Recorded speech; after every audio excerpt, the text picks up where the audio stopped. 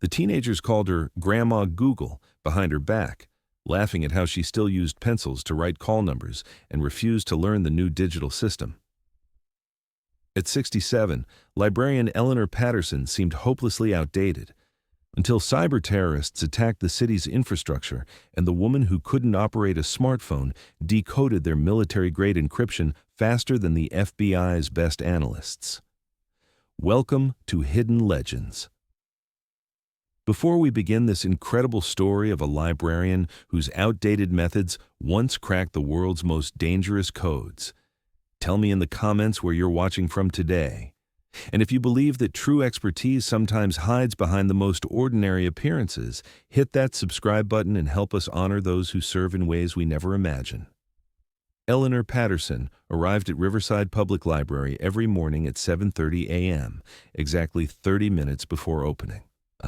At 67, she had been head librarian for 15 years, never once late, never called in sick, and never embraced what younger staff called technological progress.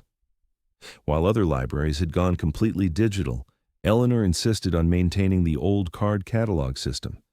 She wrote due dates by hand, filed returns manually, and could locate any book without consulting a computer. "Mrs. Patterson," said Marcus, the 22-year-old assistant, "the city council is asking why we haven't upgraded to the new system. They say our methods are inefficient." Eleanor looked up from her stack of books, reading glasses perched on her nose. "Marcus, dear, sometimes the old ways work better. Computers crash. Paper doesn't." Marcus exchanged glances with Sarah, the other young assistant. They had both tried teaching Eleanor how to use the digital catalog, send emails, even operate the coffee machine with a digital display. Each time, Eleanor politely declined, claiming she was too old to learn new tricks. The teenagers who frequented the library called her Grandma Google behind her back, giggling about how she used pencils to write call numbers and insisted on showing them the physical card catalog. "She probably doesn't even know what the internet is," whispered Ashley, a high school senior, watching Eleanor handwrite a library card application. Eleanor heard these whispers, just as she heard everything in her library, but she simply smiled and continued working. She had learned long ago that being underestimated could be valuable.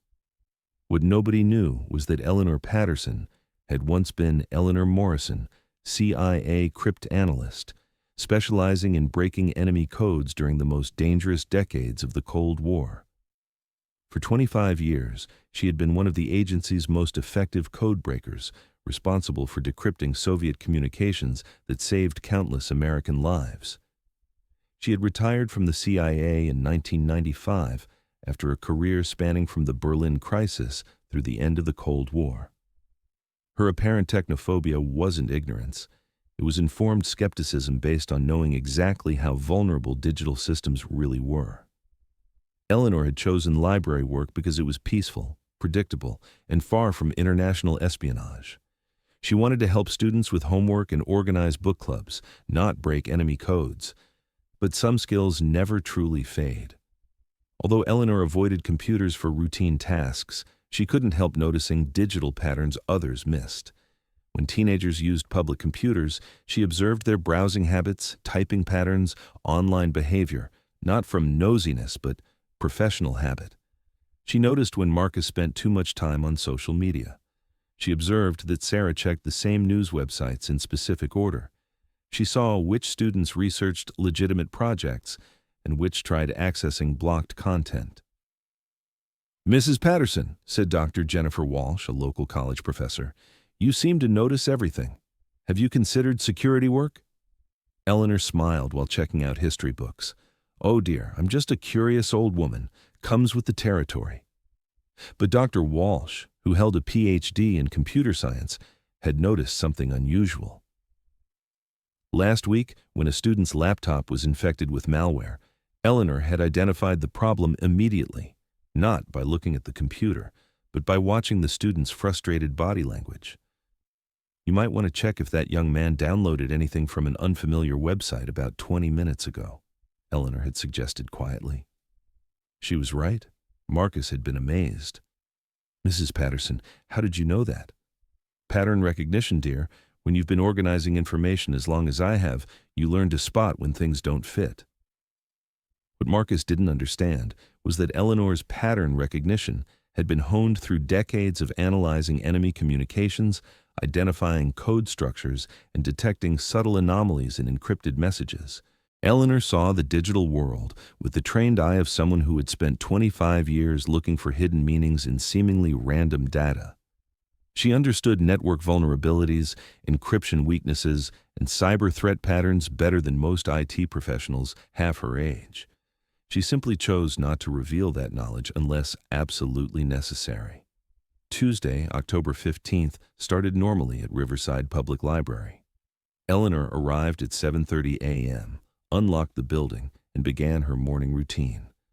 At 9:15 a.m., Marcus was frantically clicking his mouse. "The system's running really slowly today. The catalog keeps freezing, and I can't access the database." Eleanor watched the patterns. Sarah had similar problems. 2 students complained about slow internet speeds. At 9:47 a.m., the problems escalated. The library's main computer system crashed entirely. The digital catalog went offline. Checkout scanners stopped working.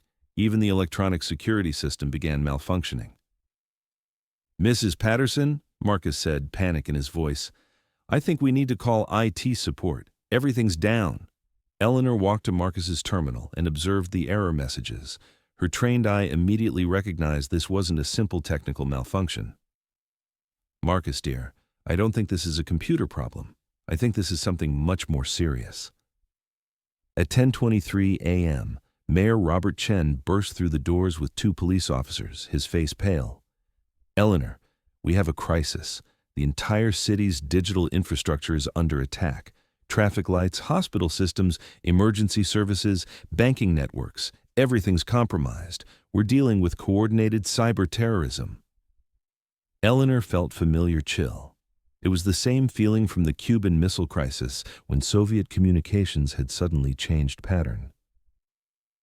"How extensive is the damage?" she asked, her voice carrying authority that surprised Marcus and Sarah. Mayor Chen looked at her strangely. Eleanor had always been polite and helpful, but never spoken with this professional intensity. "The FBI is en route, but they're saying it could take days to identify the source and develop countermeasures. The hackers are demanding $50 million, or they'll permanently destroy all city data." Eleanor walked to the window. Traffic lights were malfunctioning. Confused drivers navigated intersections manually. Emergency sirens wailed more than usual. "Mayor Chen, I may be able to help with this situation." Everyone stared at her. Eleanor Patterson, who couldn't operate a smartphone, was offering to help solve sophisticated cyber terrorism. "Eleanor, I appreciate your willingness, but this is highly technical. We need computer experts, not an old librarian," Eleanor interrupted calmly. "Mayor Chen, before you dismiss my offer, you should know that I spent 25 years working for the Central Intelligence Agency as a cryptanalyst and codebreaker."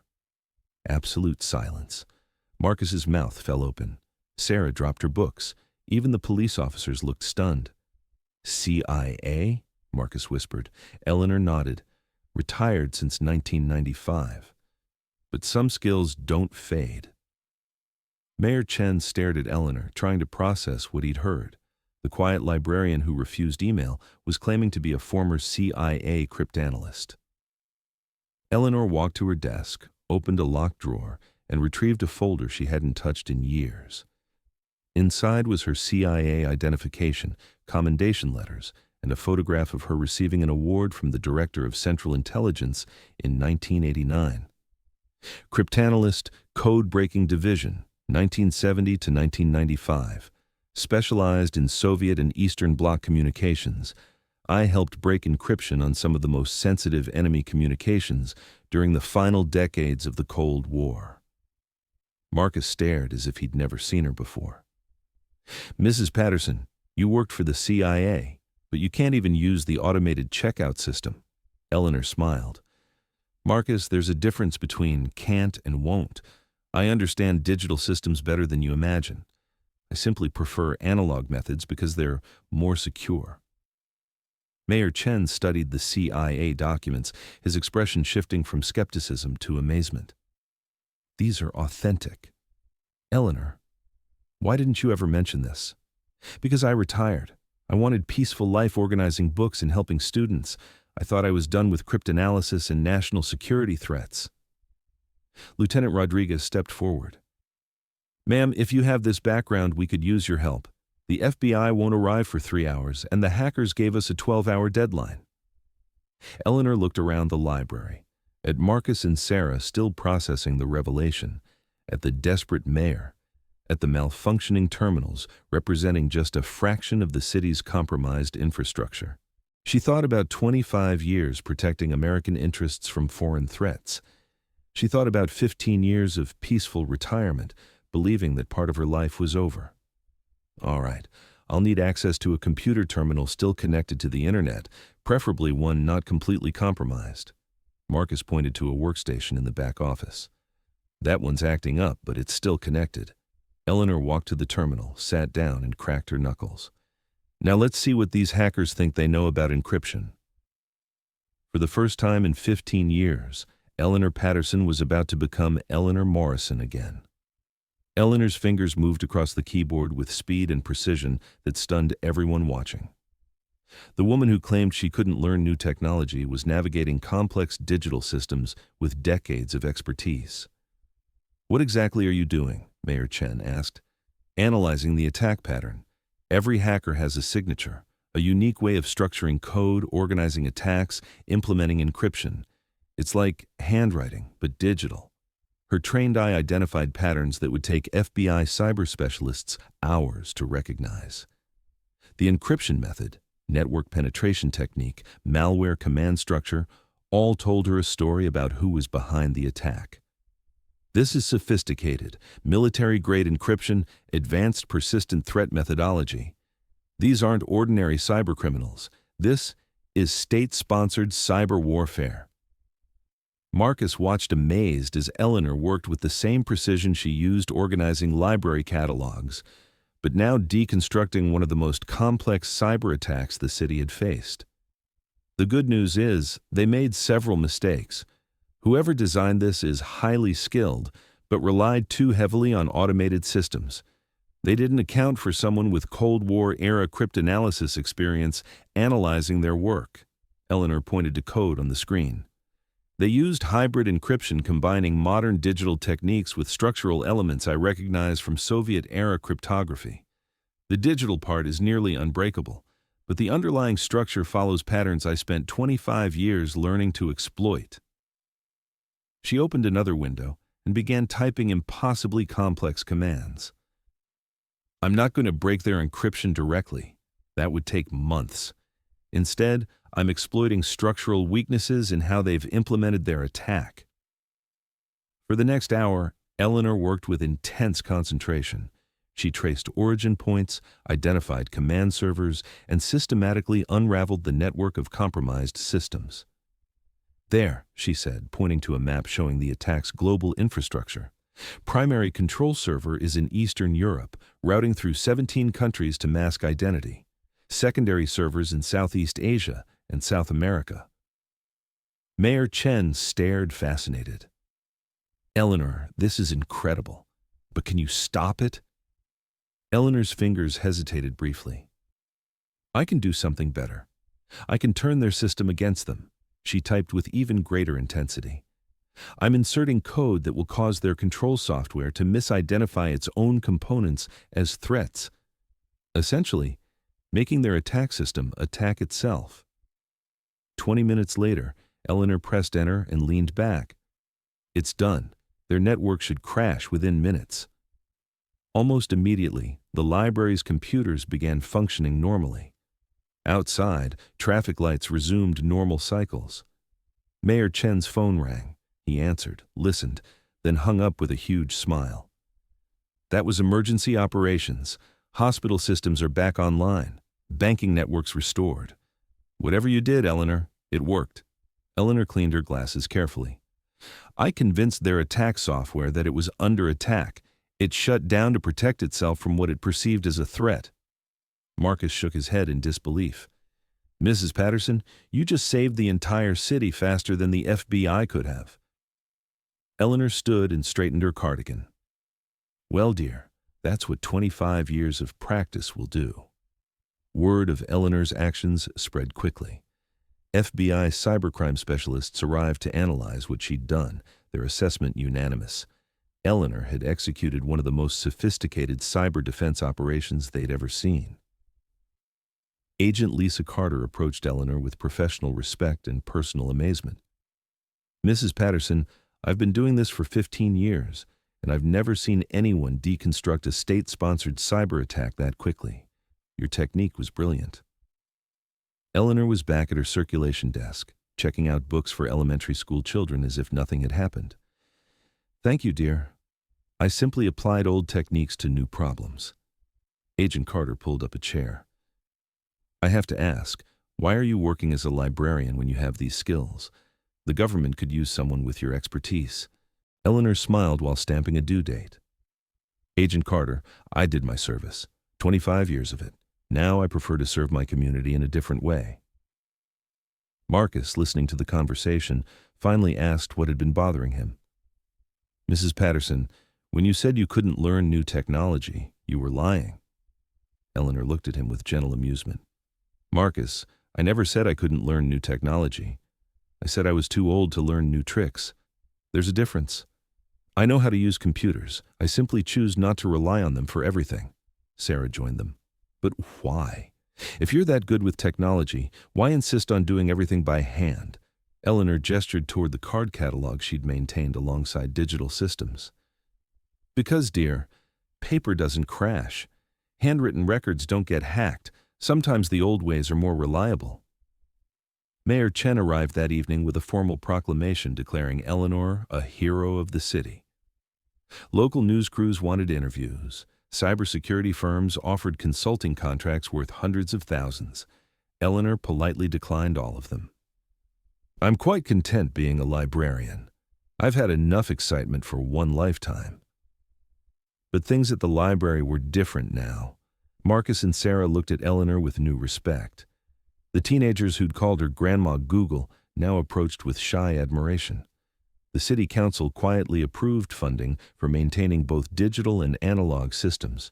Most importantly, Eleanor had found a way to integrate both parts of her identity. She was still the quiet librarian who preferred handwritten cards. But now everyone understood her methods weren't outdated. They were informed by decades of experience with digital vulnerabilities. 3 months later, when the FBI asked Eleanor to consult on another cyberterrorism case, she agreed, but only on condition she could work from the library during lunch break. Some of us prefer to save the world between story time and book club meetings. Eleanor Patterson had proven that true expertise doesn't always look like what people expect. Sometimes the most powerful weapons against modern threats are skills and wisdom from old experience applied with new understanding. The librarian had saved the city. And then she'd gone back to work, because there were books to shelve and students to help, and that work was just as important as breaking enemy codes.